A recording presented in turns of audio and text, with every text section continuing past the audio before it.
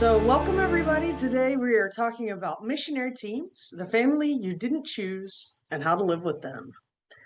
We're joined by three people who have been missionaries in their former lives: Stephen Doran, James Van Meter, and Jazlyn Fontana.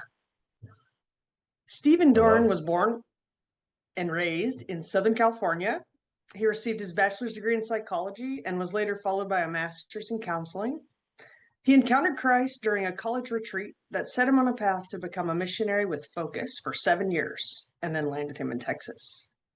He's married to his amazing wife, Eve, and loves breaking down movies and their stories through a Christian lens. Welcome, Stephen. Thank you for having me. James Van Meter, he's a licensed professional counselor associate with a private practice in Houston, Texas. He obtained his master's in counseling from Divine Mercy University and a spiritual direction certificate from St. Vincent Seminary. Prior to his work as a therapist, James served as a focus missionary for over a decade, including several months in Latin America. He's deeply rooted in natural family systems and is EMDR trained.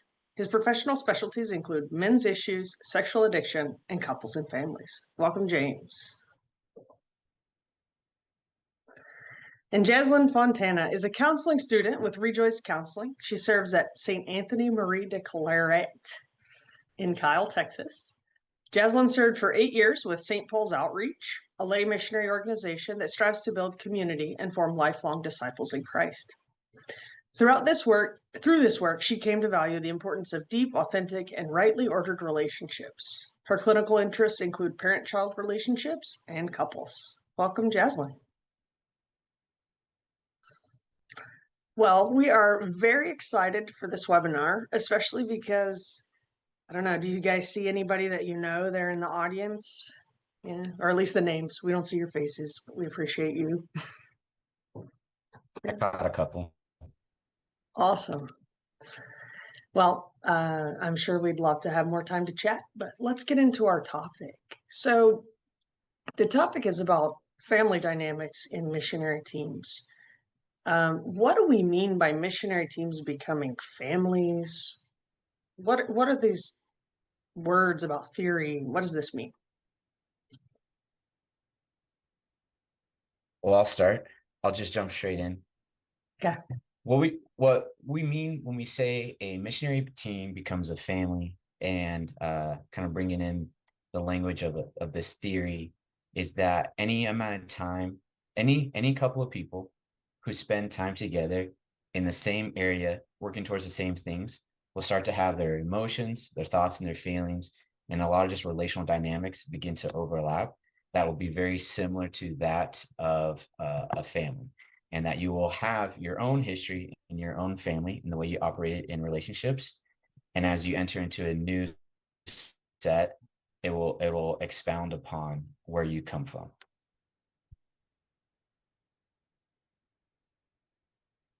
I think that was a Also, great explanation. Yeah. I James. just wanted to call out. I really appreciate Lucas showing his camera. I love talking in this insular group of people all the time, but I would love to see y'all's faces so that I can get some reactions and let me know if I'm super off. But no, seriously, be bold, be courageous. Take your camera off mute so that we can see your lovely faces. Otherwise, this is really boring. It's like talking in an echo chamber. There we go. Thank you, Evan. Yeah, great to see your face too, brother. Okay, so like Stephen was saying, anytime you get a group of people together, they're just going to start to bump up against each other. And you take yourself wherever you go, right? So family of origin is so formative that that becomes our blueprint for life and how we do relationship. So anytime that you spend any amount of extended time together, especially in organizations like Focus or SPO, where wasting time, sharing life is such a fundamental dynamic to the mission that you're trying to accomplish, it's just going to be the case that family type dynamics enter into that missionary team. And something I kind of want to add is one of the things that SPO does is we form Catholic households. So I think if you're coming from an SPO background, you might experience this in a team dynamic, but you might also experience it in the home where you are leading students. So this concept could really go both ways, kind of what we're talking about. Anytime you're spending a lot of time in relationship with people, you start to form that system.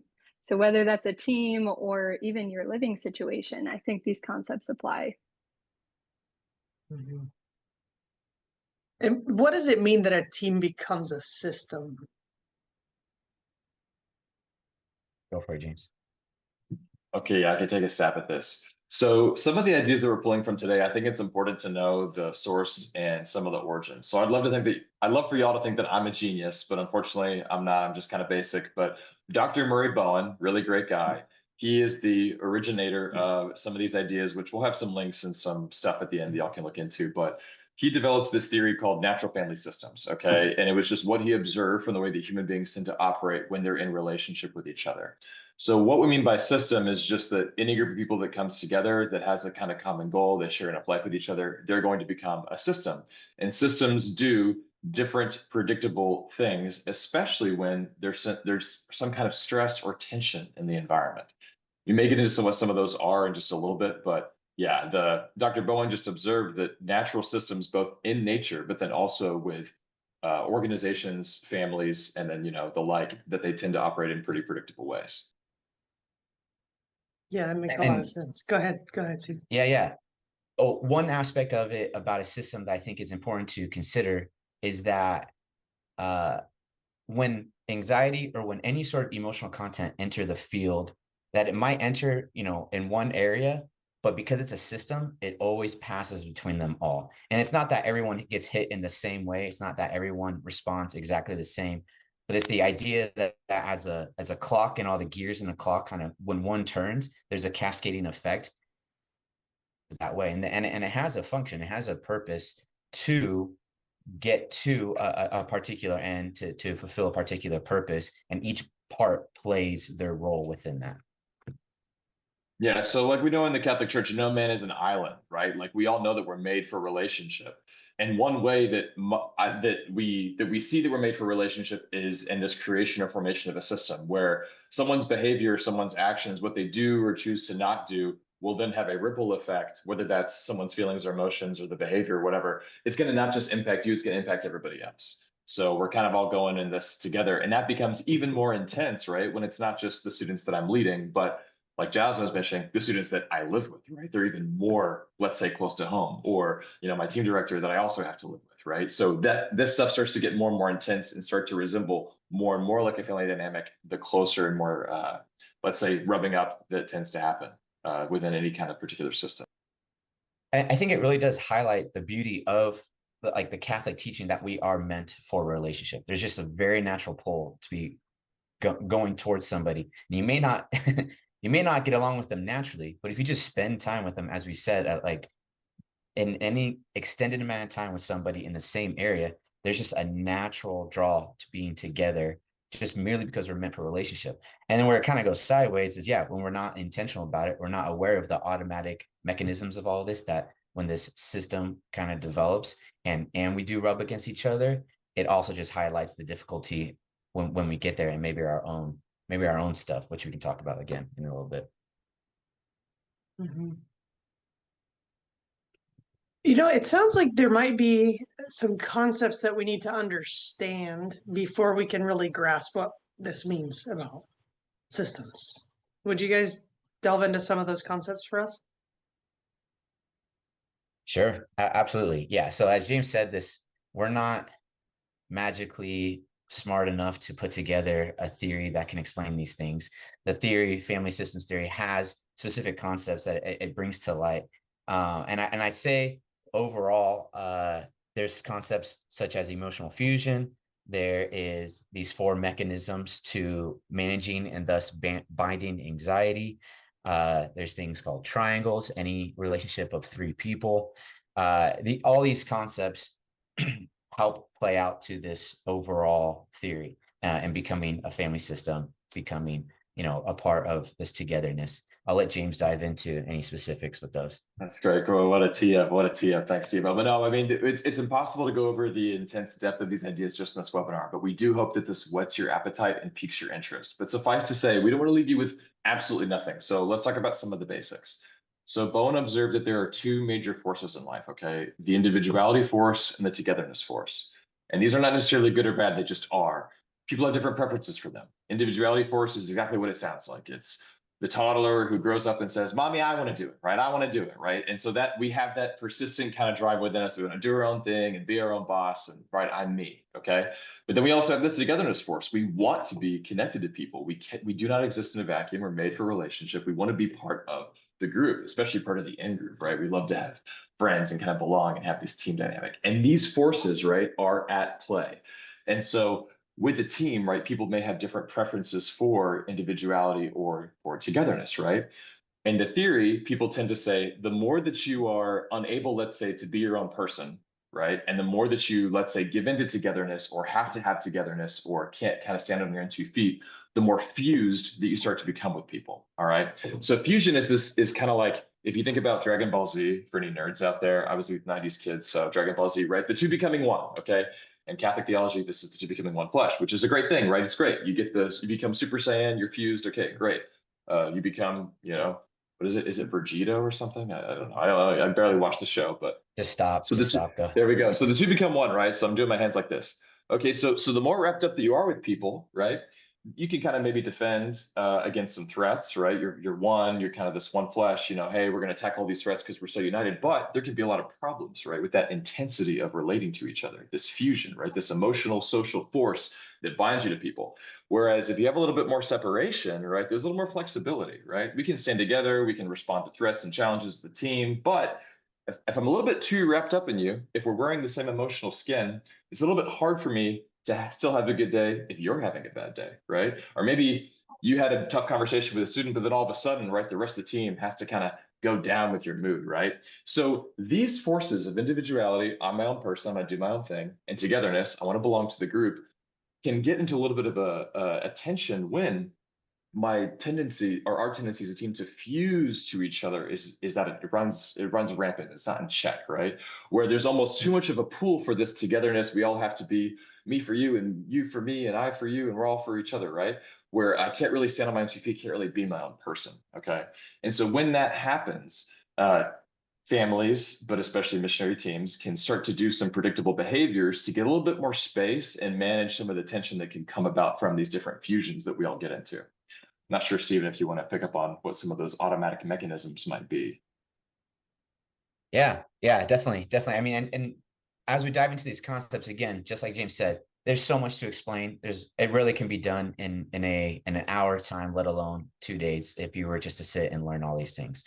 But back to this idea of this fusion, again, overlapping parts. If you're wearing the same emotional skin, the way that James said it, it's you have a relative difficult ability to separate potentially what you're feeling and the anxiety that you're responding from versus the anxiety that someone else is responding from. So when you're a part of this emotional system and you're kind of identifying with this togetherness of the whole group while also trying to work on your own individuality, because they're always happening at the same time, not right or wrong, it's just sort of an automatic life force, as the theory calls it. And you can talk about that more abstractly another day. The idea is as you get closer and closer without it being paying attention, you're just going to get tighter and tighter, more automatic, more reactive. And so the difficulty to pull those apart get harder and harder. But when you're in that tight, emotionally fused space, when you're trying to operate as automatically and reactive as possible, you're not trying to do that. When you just do it, it just happens. You can fall into these 4 primary categories of responding to this anxiety when it overlaps so much that you have the individuality trying to force it apart. And so one of the 4, or of the 4, you have what's called emotional conflict, emotional distance, triangling. Yeah, thanks for the celebration, Father. Emotional conflict, emotional distance, triangling, and over/under functioning. And so each of these have a purpose. And again, I want to return to again a little bit what we said about the system. It's not that either of these are right or wrong. We're not trying to sit here and say like, here's the right thing to do, here's the wrong thing to do. You're bad for that. You're good for this. No. It's simply put that in this system, when anxiety, when some sort of emotional intensity and content enters into it, there's a response from everybody. Again, think of like the gears in a clock. As one turns, the other fits. And so when that anxiety enters in, you have a natural reaction to do one of these 4 things because it's how the system has learned to operate. I realize that I'm frozen. Can you guys still hear me? Yes. Yeah, we still hear you. Oh, no. Hello. Yeah, you're good. Okay, thank you. I'll let James kind of step in from there. Well, actually, I wanted to take a bit of I want to circle back to Liz because we can get into the 4 mechanisms, but I was curious if Jazlyn also wanted to contribute or maybe share a little bit of her own thinking at this point. Yeah, I think something that I wanted to maybe identify is as we're talking about a system, um, it's also important for us to recognize that we also have individual relationships, right? So as Stephen's kind of highlighting, like when anxiety enters the system, it runs through the whole system. It might also impact our individual relationships, and we might not have the same reaction for every person. So, for example, like if I'm thinking about my own family, when my mom introduces anxiety into my family, however that may look, my response to her might be different than if my sister were to introduce anxiety because it's a different relationship and I have a different role there. And so, as we're thinking about this system, also knowing like we have individual relationships within that system. And so it may not look the same as we're thinking about how am I reacting or how am I responding to what the system is doing. It might be different based on who's introducing it. That makes sense. Yeah, I love that call out. That's a great point. Especially looking at, the kind of relationship you'd have maybe with someone in authority would be different from someone who's maybe on your level as a sibling versus a parent, or maybe even your siblings, but you're the older one, or maybe you're the younger one, right? Or maybe you're the middle and you're not cared about, right? So you can start to see how this blueprint of family of origin can play out with my boss, who's also, also that I live with, and my team director, et cetera, which we might get into. But to circle back to the mechanisms, before we do that, just a quick point about anxiety and what it means. From a systems perspective, it isn't necessarily the feeling of, I'm really anxious, I don't know what to do, although that can be part of it. It's more of a reaction to perceived or real threats, okay? If you think about how animals, whenever they're stressed and anxious, they herd, okay? Human beings have this herding mentality. This is the togetherness force, like we were talking about earlier. But people can bump into each other in that togetherness pool. And then when people feel like they need some more space and got to breathe, right, they're going to do these predictable things to try to manage or keep things calm. Because we all want to be calm, right? We all want things to be in equilibrium. And like Jazlyn was saying, depending on this is another way of understanding it is your functional position, right? Depending on your functional position of your family of origin, you're still going to bring yourself with you. And so that's the person who's going to show up in the team. So one of the mechanisms that Stephen was mentioning is emotional conflict. This is when I see things one way, you see them another way. Neither of us gives in, and so we're both just going to go at each other's throats. You can almost think about this as the fight reflex, right? We've all heard of the fight flight reaction, or the how your adrenaline's pumping. This is the fight reaction gone on overdrive, okay? And this is how I've come to think about it. If I can just eliminate you, right? I kill the tiger, I'm safe, right? That's the fight reaction. Okay, cool, I survive, right? If I can just kill you or kill your position, not literally you, right? But kill what you stand for, kill what you think, everything's calm, right? You get on board. So it's very steadying for me to go into a conflict, even if it doesn't seem like it's going to calm things down. I think there's this instinctual reaction we have that if you would just get on board with me, then everything would be okay. And if you could just see that, right? So that's how conflict is different from disagreement, because all teams are going to have disagreements, right? All teams are going to not see eye to eye. But the emotional intensity that goes into trying to get you to change and be more like me is where it becomes a kind of unproductive kind of tit for tat thing where the anxieties just kind of run rampant. So that's emotional conflict. I think there's a real simple way you can also think about it if you're engaging in emotional conflict that's more reactive with the emotional intensity, not the healthy conflict that can occur, but with the intense focus on the other. I think if there's any sort of blame in your mind that it's their fault that they have this going on, that maybe there's some other flavors to it, but it's a surefire way of you understanding and knowing that I might be just engaging in this reactive pattern right now to ease my anxiety. The second one, emotional distance, is pretty much exactly what it sounds. Is you just get out of Dodge. You remove yourself from the relationship, you remove yourself from the situation, and however the anxiety is showing up.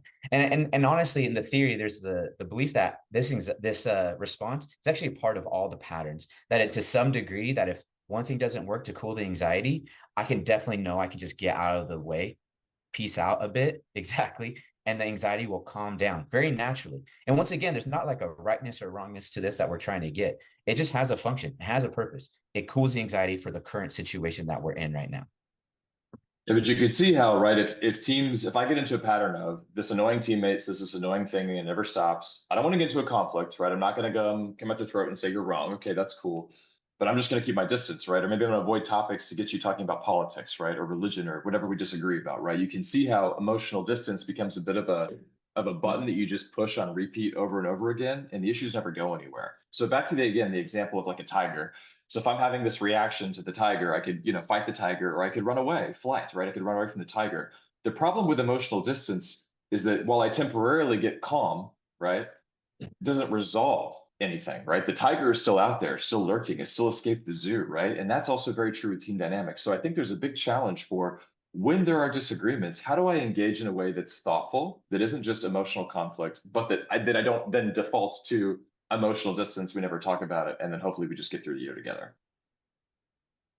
Or defaults into the, yeah, it's just you got to change, you're doing the wrong thing, you. And I think both of these, what I'd highlight, and before we even go into the last two of the patterns, which I think are very unique to this family systems theory, that kind of really give a new flavor, kind of make you potentially newly aware of yourself. Before we dive into that, I want to, once again, maybe annoyingly, just remind you of like, what's the function? It's to cool my anxiety. The unfortunate part of that is if it's super reactive and I'm not intentional, like James is saying, to get really thoughtful, is I'll do the reaction, it'll calm the anxiety, but I don't actually redress the actual source of that anxiety. So distance really goes wrong when I leave, but I don't ever want to come back to it and try to approach it with a thoughtfulness.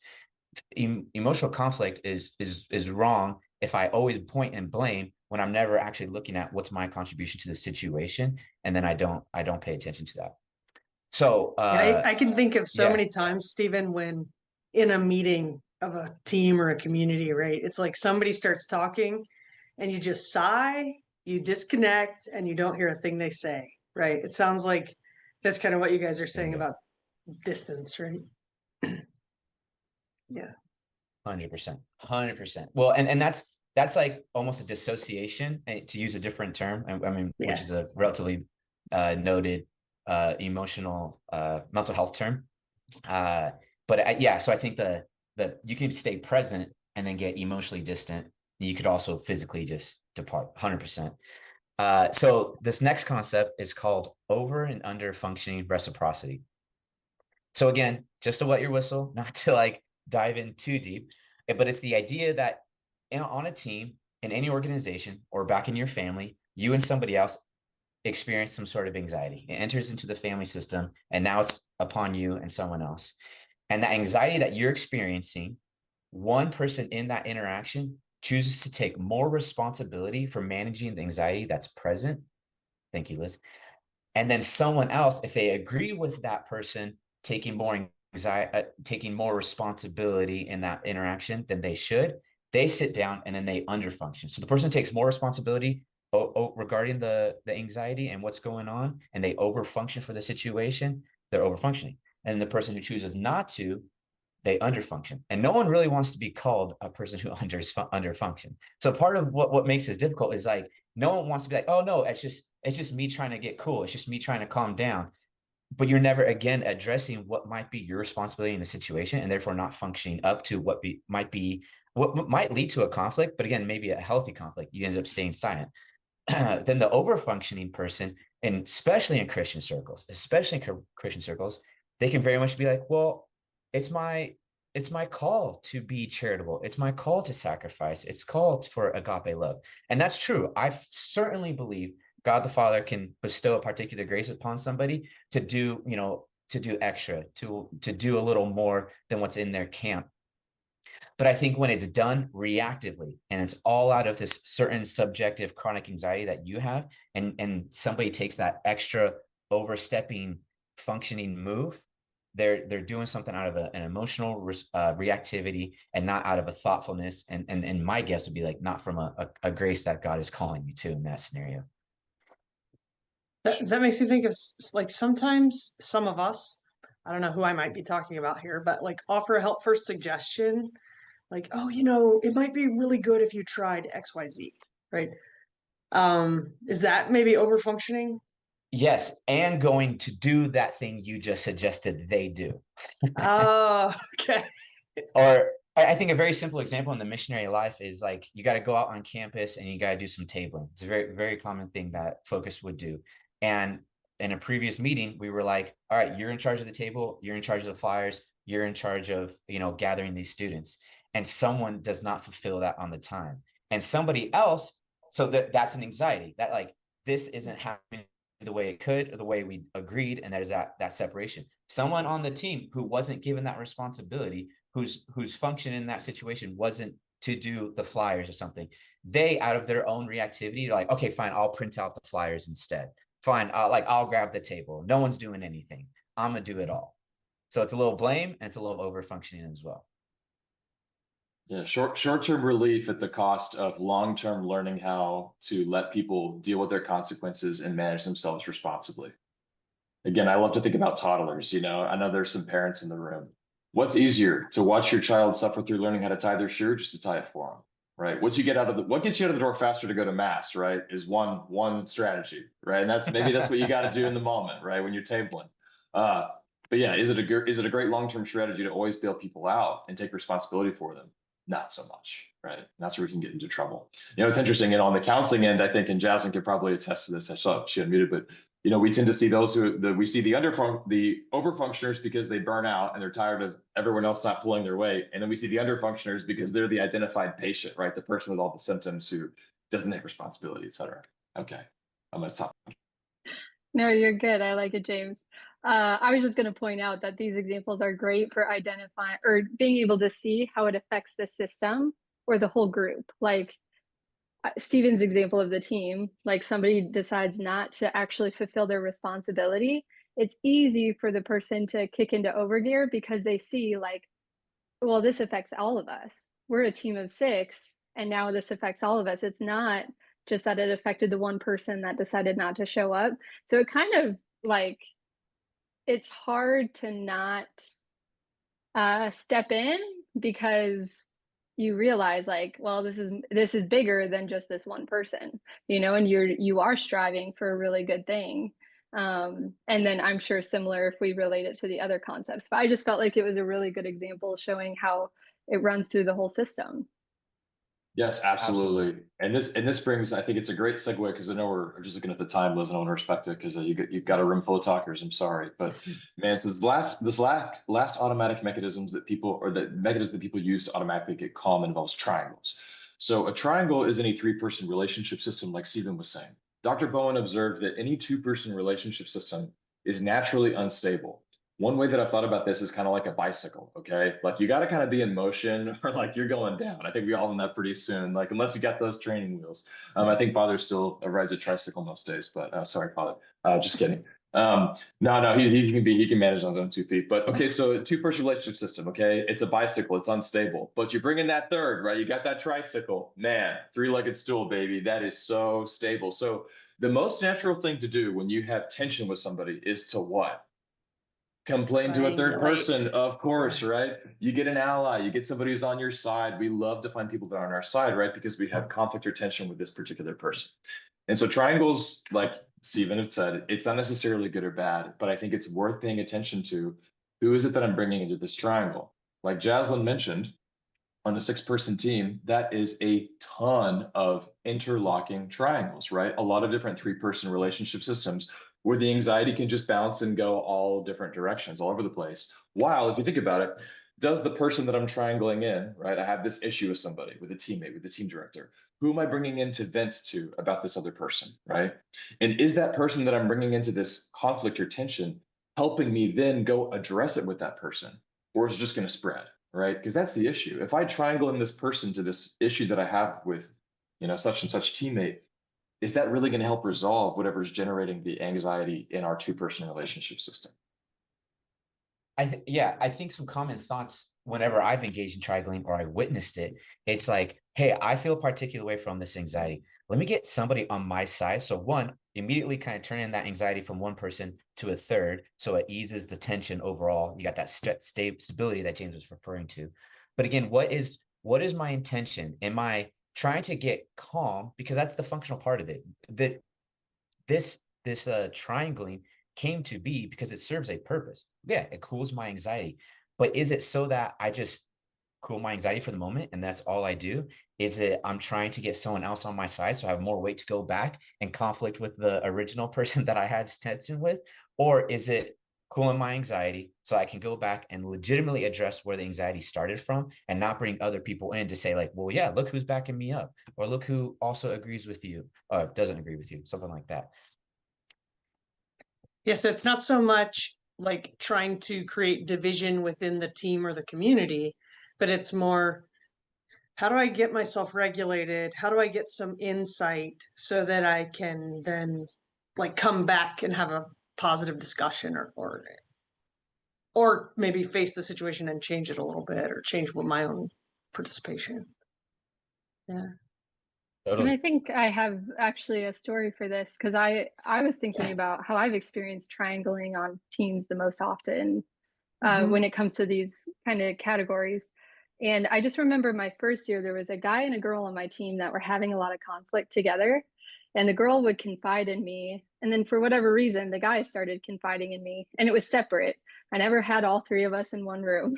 And so all of a sudden, we're like 2 months in and the conflict's building. And if you looked at our team life, you would have thought like, oh, they're doing fine. Like nothing's explosive or no outward arguments. But one day I just sat back and I realized, wait, I'm like really stressed about this situation and I'm not even involved.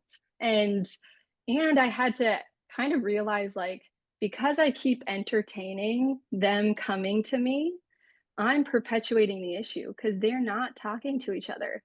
It's not getting resolved. And so I'm actually playing a role in this, even though I'm not trying to make the issue worse. It seems like the storm is at bay, but I'm anxious about it. I'm getting nervous. I'm worried about it. And so recognizing my role in it and then trying to encourage them to talk to each other is how we actually resolved it in the end. That's a great example, Jazlyn. So yeah, mindful of the time, I think I'd like to give maybe James, do you have one example you want to share? Stephen, you want to share one example and then we'll jump Yeah, right into questions? yeah. The examples may come out as some of these questions are coming out because I'm eager to hear what people are thinking. But I want to speak for my brother Stephen. Yeah.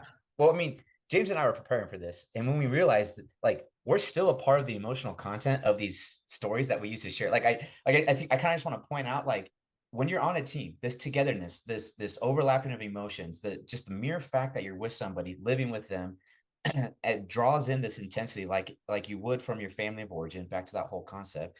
That, like, as I'm trying to ponder, like, okay, what's an example in which I was like triangling, emotionally conflicting, and doing all the things, which again can happen below the surface. So it's not hard to see. It's not easy to see on its own.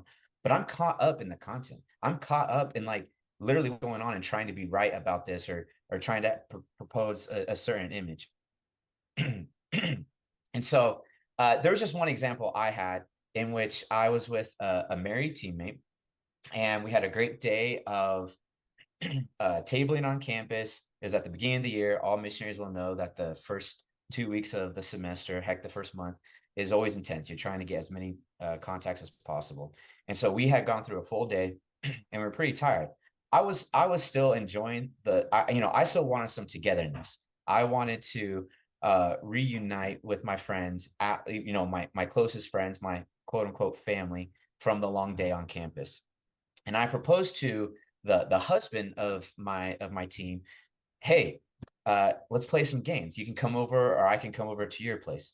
Well, behind the surface, there was actually an anxiety. There was some sort of tension that happened between him and his wife was on the team, and he was the team director of that wife. And so there was already all these different dynamics at hand when I inserted myself, unaware of the situation, trying to honestly, I added potentially a tiny bit of anxiety to what was already going on between two people. And so the reaction I got from the wife was, no, we're good, bye. And that was it. So there was this intense emotional cutoff. There was, I triangled myself in. There was this emotional cutoff that occurred, all for the sake of gaining emotional safety later on. Now, like, I had a great crucial conversation with that teammate later. Like, I was grateful that she kind of returned to the relationship with me and fixed it. But it was so clear in a matter of 3 seconds that like 4 things had happened beneath the surface, emotionally, in the system, without being aware of it, all of a sudden, like I'm getting scared of like trying to talk to my teammate's wife again. Wow, what an awkward and terrible situation. But it sounds like you gained a lot of insight. Yeah, great Now I example. did. Yeah, now you know, right? Looking back on it, right? Well, so before we jump into questions, we'd just like to ask you to leave us a review on Yelp or Google, either one. But now, if you'd like to turn on your microphones, if you have a question, I mean, what I meant to turn on your videos, you can. And then if you have a question, you can either raise your hand, put it in the chat, or unmute yourself. And we'll have a few moments for questions. And I'm pretty sure that we're going to have to do a second part to this so that we can get to the other information that we had prepared for you guys. So awesome. Anybody have a burning question? And I wonder who Steven's story could be about. It was me. I was his teammate. It's a great story. It's a great story. Very applicable. Steven's a wonderful teammate. I'm sure he's a wonderful counselor. Yeah, so I guess just as y'all are talking, I'm still a team director with Focus in Texas. And just, yeah, what do y'all think would be some best practices or ways to, I guess, to actively, as a leader of a team, and also for me to bring my teammates into this reality of the family system that we have as teammates. What would y'all say are some maybe practicals of living this out in a healthy way to avoid some of those? I know that's a big question, but if you have even just a couple of like, you know. Yeah, I'm happy to take it, and I think I can include my little story, Evan. So this maybe not sound practical, but it'll become practical, because I think it's a really great question. You know, what do we do whenever we're leading and managing people and trying to maybe demonstrate and model some of these different ideas? So when I was on also same team, I was on a team with Steven, a different teammate of ours, so don't worry, it wasn't him, bringing him into a triangle. So he had this pattern where I started to notice where, for me, it was really important if you wake up in a household and you see somebody, you say good morning, okay?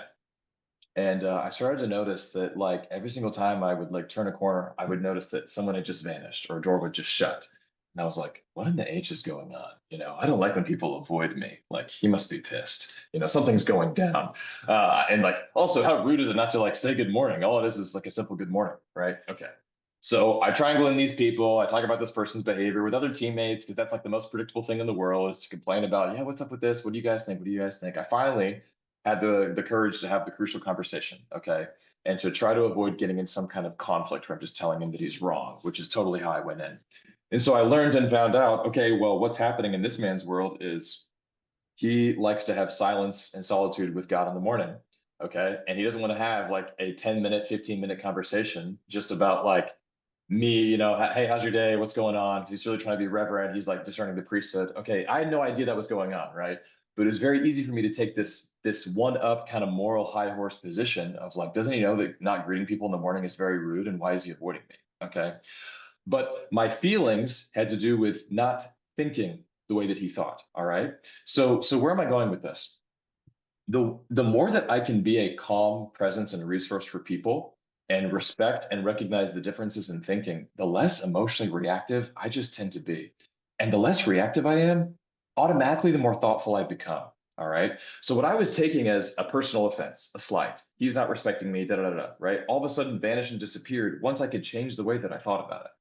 So I think the more as a leader that I can demonstrate to my team that I'm a thoughtful presence, right? I don't just get reactive. I think before I speak, that sort of stuff. That will have a natural impact on the rest of the team. And if I can avoid triangling in people into teammate issues, that's another really great thing. So if I see an issue in somebody else, don't talk to another teammate about how we can help him or her do better, right? And try to avoid overfunctioning for them as well. I think so much of this, again, just also has to do with like, how did I grow up? Because again, it started within my family. We greet each other. We say hi in the morning. That's important to me. Okay. That's what I'm bringing. That's my contribution into this emotional system. I got to get clear on what are the ways that I'm showing up that are based on my own family of origin. So hopefully that's useful to you, but I'll stop my ramble there just for the sake of time. Well, and I think there's a reality too, and this comes from like, again, like the founder of the theory. There's no techniques. Things become practical through you, which I really appreciate Focus's formation as well. It's like so much of the Focus Blue Book, so much of the discipleship articles that we use, they're blueprint, presented by, like, given to us by the church, and we bring flesh to it. I think what we're presenting is just a type of blue book, a type of blueprint, excuse me, super focused language. We're bringing a type of blueprint to human interactions, that this is all natural, that we're doing this to gain safety. We're a part of an emotional system, and that's just how humans operate in relationship. And so these 4 categories, if there's a practical that I think I've taken from it, is again, like, what is my level of anxiety and how much is this objective, or how can I separate what my interpretation of this objective event is and just come to realize that that might be just my subjective experience, and then test it by putting flesh on it, meaning return to the interaction, return to the relationship. I think there's all sorts of ways that you can begin to start to think like, okay, if this is an emotionally upsetting thing for me, it's possible it's the same for them.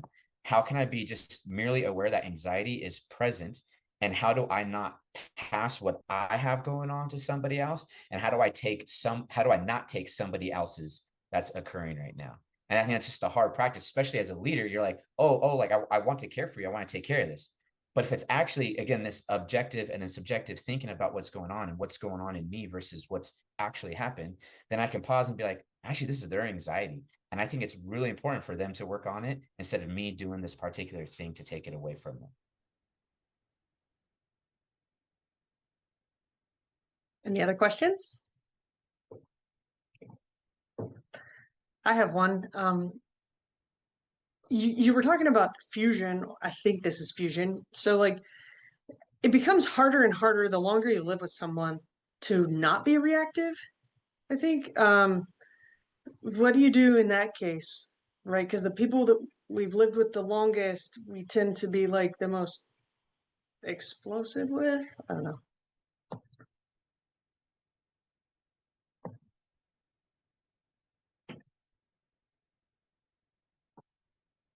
No solutions. Gosh, this is a huge question. I didn't want to take over and see if Jazlyn had a thought. I would zoom out. We take our cues for the level of emotional intensity from fusion from parents, okay, and how intensely fused we were to family of origin. The more that people tend to cut off or write off family of origin, the more intensely they tend to fuse into a new group of relationships. The issue is not how do I avoid fusion and all entanglements whatsoever, because that's not life. We talked about the togetherness force. We need to belong to each other. It's how do I manage myself so that we are 2 distinct individuals in this fusion, okay? So that's what I think about is how do I manage self, not how do I maybe get rid of it. But there are some ways to go about doing it, but I think it primarily just starts with thinking that this person is different from me and that these differences don't mean that it's somehow a threat to my person. Because so much of these anxiety mechanisms have to do with trying to get the other person like me and trying to get calm as quickly as possible. And just being able to tolerate the difference in the other and not getting so caught up that they're not an exact carbon copy of me. Yeah. So like they can have their own reaction, they can have whatever's going on with them, and I don't have to necessarily respond or. Well, I could respond, maybe not react right back, right? Right. Yeah, I don't have to react. Yeah. Okay. That person can remain, if you can cultivate a perspective of they have their own experience, they have their own response, and it's just not mine, then to get into a place where I can meet that really intentionally, really meaningfully, and instead of saying like there's something wrong with what you're saying, there's a reason, like there's something wrong with how you're feeling. And it's because it's just another concept we didn't talk about is the sense of yourself. And again, that's going to go down too far of a path. The idea is as as people spend time together, a family develops, family dynamics start to pick up, and this emotional system is present. My sense of self gets wrapped up into everyone else. It's harder to make that distinguish. So like you're saying, like the people we live longest with, Liz, they're the ones who make us kind of steam the most, who go off the most. And it's because a lot of ourselves get really caught up in that other person. And so again, not to separate from that person, because that's just not reality entirely, but it is to take a hard look at, are my emotions overlapping with theirs, and am I not giving them the freedom to also have their own thoughts, their own feelings in this situation? That's a great recommendation. Yeah, the short would be like, can I stay connected while still remaining emotionally separate from you? Great. I love that. I love that. Well, guys, we're at 10 minutes to the hour. Do you have any resources that we might follow up with to, I don't know, maybe we could put them in the chat for people to look into or something? Yeah, there's a handful of books that are really accessible, I'd say, to the lay reader, I suppose. There's an author named Dr. Roberta Gilbert. And again, yeah, we'll put these in the chat. But Dr. Roberta Gilbert wrote a book called The 8 Concepts of Bowen Theory. So that's just like a stronger introduction to all that goes on in the theory. And then following that up is Extraordinary Relationships by the same author, A New Way of Thinking About Relationships.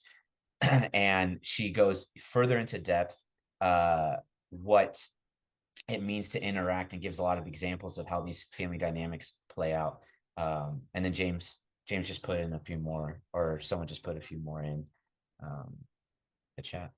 Oh, Lisa. Yeah, I added those in. Those are the ones you guys had given me earlier. So went ahead and put them all in. Cool. Yeah. Jenny Brown is great, Growing Yourself Up. And then I also very much like the Elevator Systems podcast. Puts a sweet spin on overall all these topics. Thank you, guys. Well, one final comment from each one of you, and then we'll head off. What do you think? Seniors first, James. I was going to say ladies first.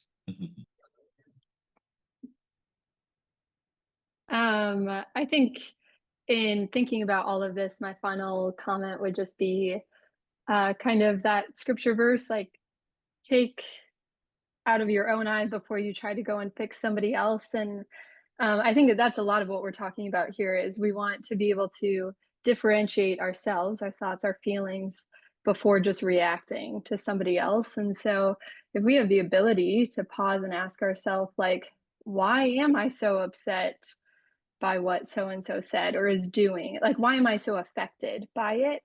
It can help us differentiate, like, what is pulling in me right now? Or vice versa. If something that somebody, the way that they talk to you is really bothering you, you could even ask yourself, like, what am I doing to contribute to the outcome?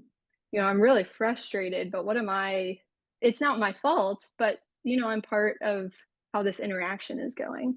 And so just being quick to ask ourselves questions rather than our human tendency to just be like, they are the problem and I'm just here reacting to everything.